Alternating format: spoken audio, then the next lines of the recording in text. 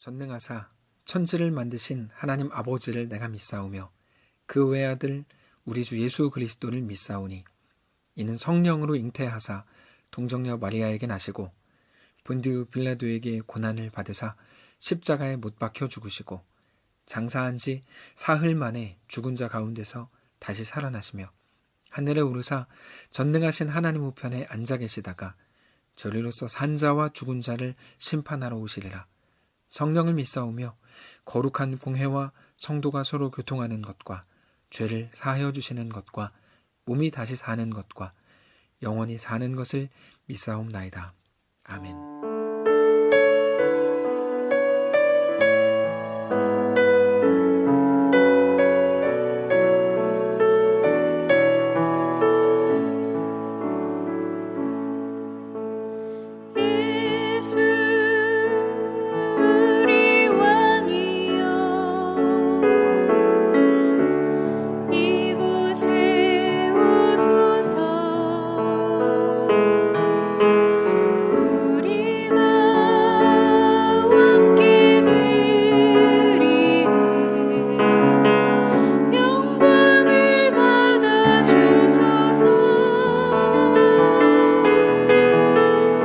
우리는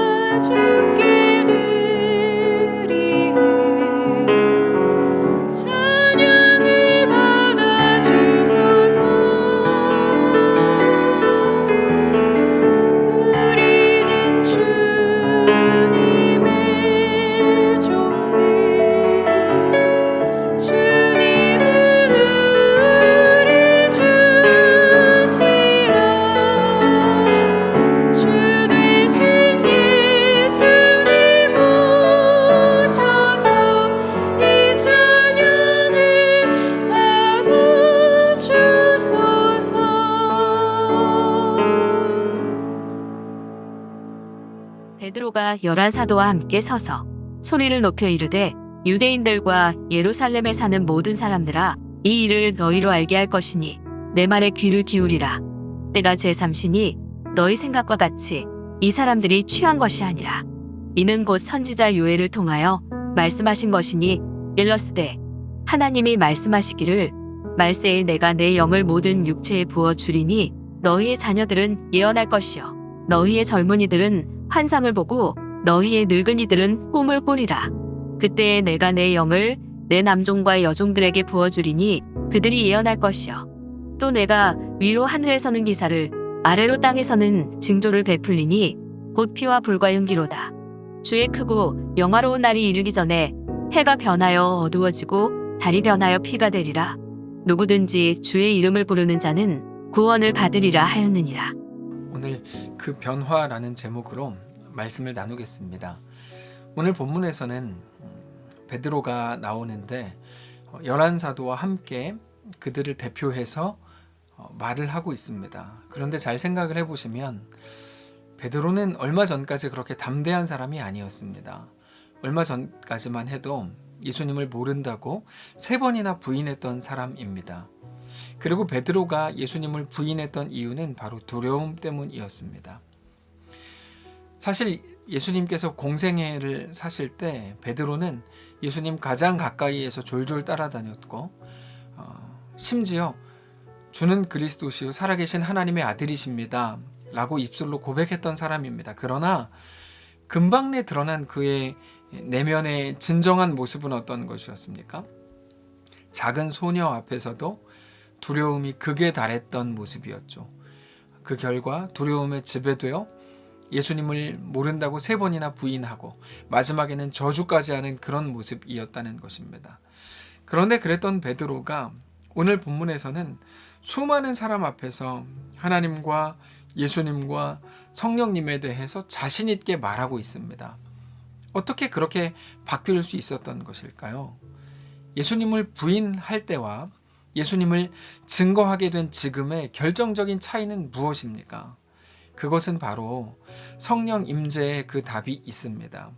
성령 임재에 대해서 이번 주에 계속해서 말씀을 나누었는데 성령 임재의 결과는 아주 분명합니다. 사망이 더 이상 왕이 아니라 사망을 이기신 예수님이 왕이신 것을 알고 믿게 되는 것입니다. 그것이 성령 임재의 가장 강력한 결과입니다. 베드로가 지금 그런 모습이었던 것입니다. 예전에는 두려움에 지배되어 있었다면 이것 때문에 내가 고생하고 고통당하고 고문을 당하고 심지어 죽으면 어떻게 해? 라는 것이 베드로의 고민이었다면 성령님께서 베드로에게 임하셨을 때 베드로는 이제 비로소 사망에 휘둘리지 않을 수 있게 된 것입니다. 오늘 본문에서 그것을 베드로의 외침을 통해서 우리는 다시 한번 확인할 수가 있습니다. 오늘 본문에서 베드로는 요엘서 말씀을 인용을 하고 있습니다. 누구든지 주의 이름을 부르는 자는 구원을 얻을 것이라. 바로 이것이죠. 그런데 참 재미있는 게 이겁니다. 베드로가 말하고 있는 건 요엘서를 인용하는 것인데 요엘서에 나온 그 내용과 베드로가 고백하고 선포한 그 내용이 결론은 같은데 그 분위기는 완전히 반대의 느낌이라는 것입니다. 이것이 아주 재미있는 부분인데요. 먼저 요엘서를 확인을 해야 합니다. 요엘 2장 31절입니다. 제가 읽겠습니다. 여호와의 크고 두려운 날이 이르기 전에 해가 어두워지고 달이 핏빛같이 변하려니와. 요엘서에서는 어떻게 설명하는가 하면 크고 두려운 날이 이르기 전에 라고 말합니다. 그런데 베드로는 오늘 본문에서 그 부분을 조금 바꾸어서 말합니다. 주의 크고 두려운 날이 아니라 주의 크고 영화로운 날이 이르기 전에 이렇게 말합니다. 크고 두려운 날과 크고 영화로운 날은 완전히 반대입니다. 요엘이 말한 크고 두려운 날은 심판의 날이지만 베드로가 말했던 크고 영화로운 날은 구원의 날입니다. 그런데 잘 생각을 해보십시오. 본문에 베드로의 이 말을 듣고 있는 사람들이 누구였을까요? 경건한 유대인들이었죠. 그것도 오순절 절기를 지키기 위해서 세계 각처에서 몰려들 만큼 열심히 특심이었던 경건한 유대인들이 지금 베드로의 이 말을 듣고 있는 겁니다. 그들은 베드로가 지금 요엘서 말씀을 인용하고 있다는 것을 다 알고 있었습니다. 여러분, 경건한 유대인들은 웬만하면 구약 성경을 대부분 외우기까지 합니다. 그러니까 베드로가 요엘서 말씀을 인용할 때 그들은 대번에 요엘에 나오는 말씀이다 알아챘었는데, 근데 베드로가 그 중에서 크고 두려운 날이 아니라 크고 영화로운 날이라고 말할 때 그들은 속에 어떤 생각을 가지고 있었을까요? 저거 영화로운 날, 구원의 날이 아닌데, 심판의 날인데, 두려운 날인데 저거를 틀리다니, 이런 생각을 분명히 했을 겁니다. 그런데 그 두려운 날, 심판의 날이 어느 정도로 두려운 심판이었습니까? 요엘서 2장 32절을 보면 제가 읽어드리겠습니다. 누구든지 여호와의 이름을 부르는 자는 구원을 얻으리니 이는 나 여호와의 말대로 시온산과 예루살렘에서 피할 자가 있을 것이며 남은 자 중에 나 여호와의 부름을 받을 자가 있을 것임이니라. 그러니까 주의 이름을 부르는 자로서 구원을 얻을 사람이 있기는 한데, 그게 얼마나 됩니까? 시온산과 예루살렘에서 피할 자가 있는 정도입니다. 이 가짜를 도자로 바꾸면 시온산과 예루살렘에서 피할 자도 있을지도 모른다라고 할 만큼, 그렇게 적은 숫자가 구원을 받을 뿐이다라는 것이죠. 다시 말해서 피할 사람이 거의 없지만 어쩌면 그런 환난을 피할 수 있는 사람이 있을지도 모르는 그런 정도의 적은 숫자일 뿐입니다. 너무나 적은 숫자만이 구원을 얻는다는 말입니다. 베드로가 인용하고 있는 이 요엘서 말씀은 완전한 경고의 말씀입니다. 그러니까 베드로의 이 설교를 듣는 유대인들은 기분 나빴을 겁니다. 당신이 뭔데 우리 죄를 지적해? 네가 뭔데 이래라 저래라야? 이런 식이죠. 이 사람이 또 심판과 경고에 대한 두려운 말을 하네 생각할지도 모릅니다. 그런데 그렇지 않습니다. 베드로가 말하는 것은 크고 두려운 날이 아니라 크고 영화로운 날이 맞습니다. 특별히 21절을 보면 주의 이름을 부르는 자는 누구든지 구원을 얻는다라고 말합니다. 누구든지죠. 누구든지. 이건 베드로가 조금 말을 바꾸어서 기분 좋게 설교하고 있는 것이 아니고 우리의 존재를 가장 잘 설명하고 있는 것입니다. 우리의 존재가 어떻게 바뀌었습니까?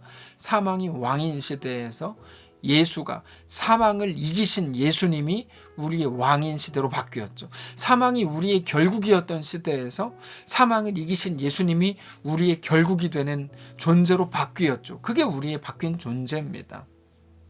심판의 경고였던 그 말씀이 완전한 기쁨과 행복의 말씀이 되어 있더라는 것입니다. 심판과 저주의 대상이었던 우리가 하나님으로 인하여 예수 그리스도의 죽으심과 부활로 인하여 완전히 새로운 존재가 된 것. 보라, 이전 것은 지나갔도다. 보라, 새 것이 되었도다. 그것을 말씀하시는 것이죠. 그것은 바로 우리 주 예수님 때문에 가능했던 일입니다.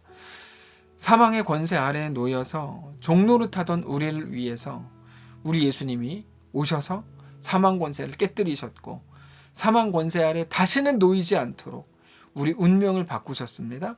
그것을 베드로가 이렇게 설명하는 것입니다. 사랑하는 성도 여러분, 저는 오늘 우리 모두가 이 진리 아래 거하게 되시기를 진심으로 원합니다. 우리는 매일 사망에 묶여 있습니다. 나의 약함에 묶여 있고 나의 오름에 묶여 있고 또는 세상에서 배운 나의 정의에 묶여 있고 내 판단, 내 생각, 내 자존심, 이 세상에 속한 나에게 완전히 묶여 있습니다. 그래서 우리는 늘 노후를 걱정해야 하고 현실과 염려와 이생의 걱정으로 하루도 마음 편할 날이 없는지도 모릅니다. 그러나 사랑하는 성도 여러분, 우리의 본질이 어떻게 바뀌었는지를 알게 되시길 바랍니다. 모든 세상과 사망의 사슬에서 우리를 완전히 해방하신 우리 주 예수님을 분명히 믿으시기를 바라고 우리의 존재가 영원한 사망에서 영원한 생명으로 옮겨졌음을 동이 서에서 먼 것처럼 그 누구도 앗아갈 수 없는 놀라운 행복과 평안과 완전한 기쁨이 우리의 것이 되었음을 믿으시고 그렇게 예수를 믿으시고 인정하고 그 믿음으로 우리의 오늘이 더 자유하고 행복한 귀한 오늘의 삶이 되시기를 주님 이름으로 축복합니다. 한번 기도하겠습니다. 하나님, 베드로의 이 말을 통하여, 이 선포를 통하여 우리 스스로가 하나님의 사람이 되고 새로운 존재가 되었음을 깨닫게 하시니 감사합니다. 모르고 살았습니다. 교회 생활을 하고 신앙생활 했지만, 예수를 믿는다고 말로 고백했지만 모르고 살았는지도 모릅니다. 이제 그러나 사망이 왕인 시대로 멈춰 있지 않게 하시고 사망을 이기신 예수 그리스도가 우리의 결국이 되고 우리 결론이 되고 우리의 전부가 되었음을 깨닫는 사랑하는 모든 성도를 될 수 있도록 축복하여 주시옵소서. 연약한 자에게 힘을 주시고 넘어진 자를 일으키시고 하나님의 도우심이 필요한 모든 자들에게 놀라운 은혜가 부어지는 귀한 오늘 되도록, 귀한 지체들 다 되도록 축복하시옵소서. 오늘 또다시 긴급하게 하나님의 은혜를 사모하고 구하는 모든 자들 가운데 은혜를 허락하시고 하나님의 놀라운 은혜가 그들의 삶에 넘쳐나도록 축복하시옵소서. 오늘 우리의 주인 되신 살아계신 예수님의 이름으로 기도합니다. 아멘. 자, 오늘 하루 말씀을 붙들고 기도하시고 각자의 자리에서 승리하시기를 바라고 충분히 기도하신 후에 각자의 현실로 들어가시길 바랍니다. 사랑하고 축복합니다. 감사합니다. 기도하겠습니다.